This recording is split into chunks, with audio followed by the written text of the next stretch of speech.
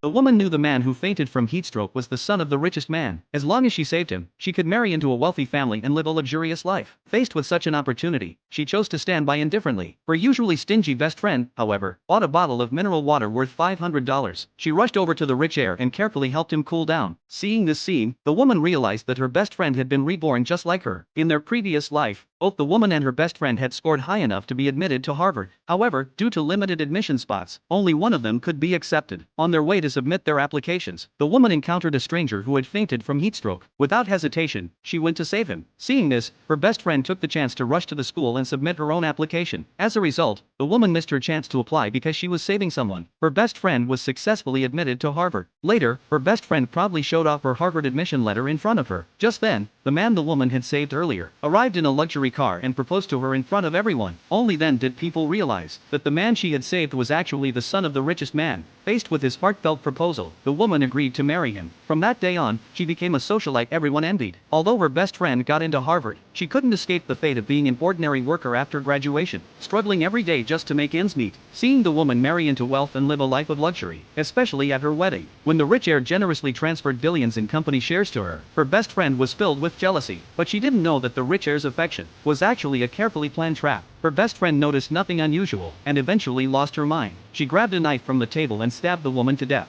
Seeing the woman fall, the rich heir flew into a rage. He picked up the blackened bracelet on her wrist and examined it. His plan was only one step away from completion, but it was completely ruined by the best friend. The rich heir then picked up a dagger and killed her. At the moment the best friend fell to the ground, everything around them began to rewind rapidly. When the woman opened her eyes again, she realized she had returned to the day the rich heir fainted from heatstroke. Before she could react, her best friend had already bought the most expensive bottle of mineral water and rushed to the rich heir's side to help him cool down, urging the woman to hurry to school and submit her college application. Instead of standing there uselessly, the woman then realized that her best friend had also been reborn. In order to marry into a wealthy family, her best friend decided to give up the Harvard spot to her. The woman turned and went to the school to submit her college application, and she was successfully admitted to Harvard. On the day she received her admission letter, the school specially invited reporters to interview the top student. Her best friend, however, arrived at the scene dressed in a luxurious gown, glamorous and radiant, and even asked the reporters to turn on beauty filters. Everyone present was confused, since the spotlight was clearly on the woman who got into Harvard, and the best friend had nothing to do with it. Not only did she steal the attention, but she also mistakenly believed the reporters were there to interview her. The best friend said she had something important to announce that day, and that even though the woman got into Harvard,